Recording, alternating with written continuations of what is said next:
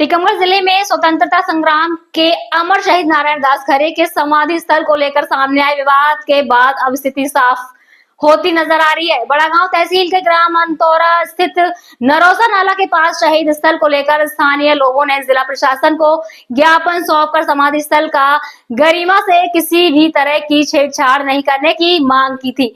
वहीं स्थानीय लोगों के साथ भाजपा और कांग्रेस के नेताओं ने भी प्रशासन को चेतावनी दी कि अगर शहीद स्थल से किसी भी तरह की छेड़छाड़ की गई तो आमजन सड़कों पर उतरकर आंदोलन करेगा। हालांकि अब प्रशासन और जनप्रतिनिधियों के बयान के बाद साफ हो गया है कि शहीद स्थल को लेकर फिलहाल कोई विवाद की स्थिति नहीं है। दरअसल टीकमगढ़ जिले के बड़ागांव तहसील क्षेत्र के ग्राम अंतौरा में नरोसा नाला के पास स्थित अमर शहीद नारायण दास खरे के समाधि स्थल को लेकर जमीन संबंधी विवाद सामने आया था। मामले को लेकर स्थानीय लोगों ने जिला प्रशासन को ज्ञापन सौंपा और मांग की कि शहीद स्थल की जमीन और उसकी गरिमा से किसी भी तरह की छेड़छाड़ ना की जाए।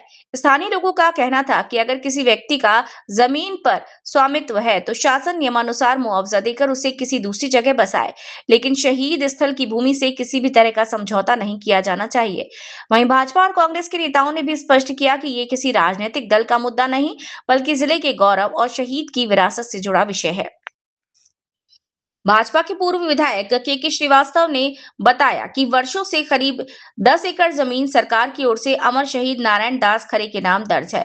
स्थानीय लोगों के मुताबिक पिछले करीब 70 वर्षों से यहां आसपास के लोग 3 से 4 दिन का मेला भी आयोजित करते आ रहे हैं।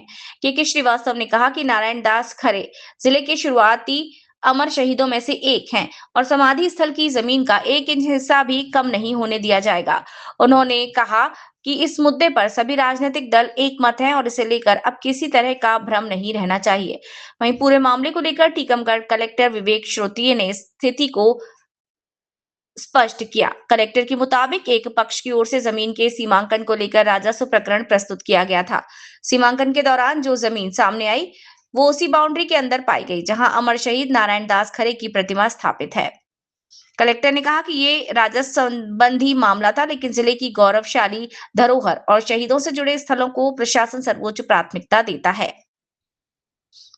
उन्होंने स्पष्ट किया कि जहां अमर शहीद नारायण दास खरे की प्रतिमा स्थापित है, वहां किसी तरह का विवाद नहीं है। सीमांकन में कुछ ओवरलैपिंग जरूर सामने आई है, लेकिन अभी तक किसी भी पक्ष की ओर से प्रतिमा, बाउंड्री या कब्जा हटाने से संबंधित कोई आवेदन या मामला प्रस्तुत नहीं किया।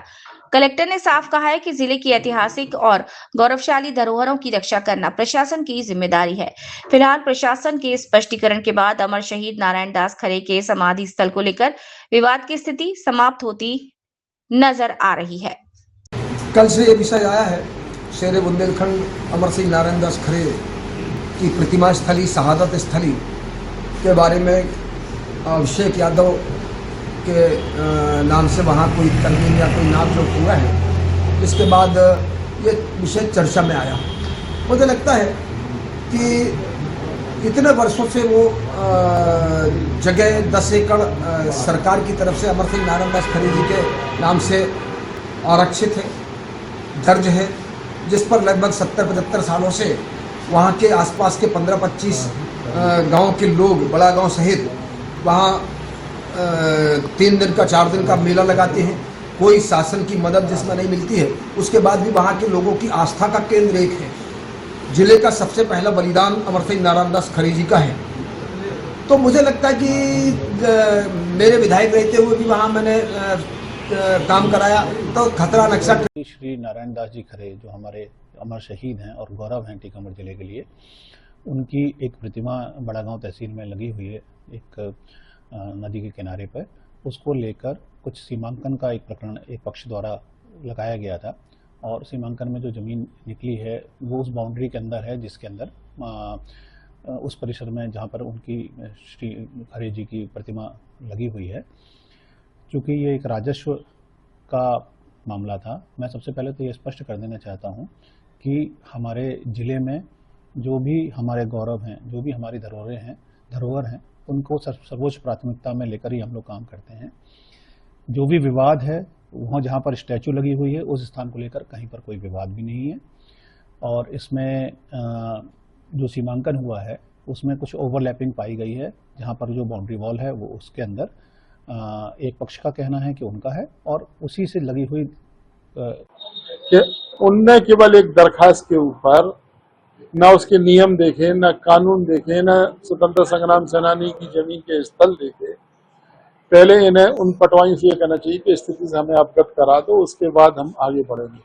तो स्वतंत्रता संग्राम सेनानी की जमीन किसी के नाम अगर है भी तो हमने पहले कहा कि शहादत स्थल तो नहीं बदला जा सकता है, किसी आदमी की हत्या का स्थान तो वो ही रहेगा, लेकिन अगर किसी के नाम जमीन है तो उसका मुआवजा देके या उसके जो है किसी तरीके से दूसरी जमीन देके उस बात को समाप्त किया जा सकता था, लेकिन प्रशासन ने ऐसा नहीं किया और अधिकारियों ने ये हिदायत देने लग गए कि 2 दिन के अंदर बाउंड्री करा दो, नहीं तो फिर प्रशासन अपनी कार्रवाई करेगा। तो पहली बात तो जिस अधिकारी ने ये निर्देश दिया उनके खिलाफ कार्रवाई होना चाहिए, जनपद के सीओ के खिलाफ। दूसरी बात